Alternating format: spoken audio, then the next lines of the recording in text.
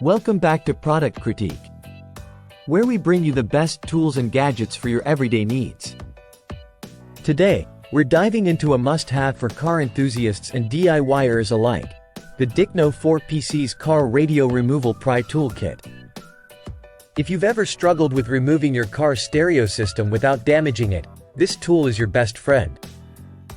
Let's unpack why the Dickno Pry Toolkit stands out from the rest. First off, these tools are crafted from high-quality stainless steel, ensuring durability and resistance to rust, a must for any automotive tool. Whether you're upgrading your sound system or fixing electrical issues, these tools will withstand the rigors of frequent use without bending or breaking.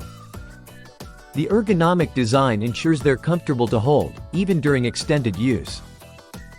No more sore fingers or discomfort, just smooth, effortless handling. Using them is a breeze.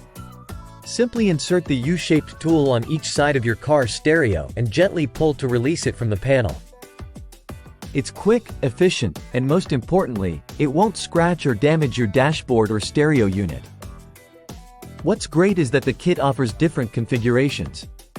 Whether you need all U-shaped tools, a mix of U and V shapes, or vice versa, there's an option for everyone.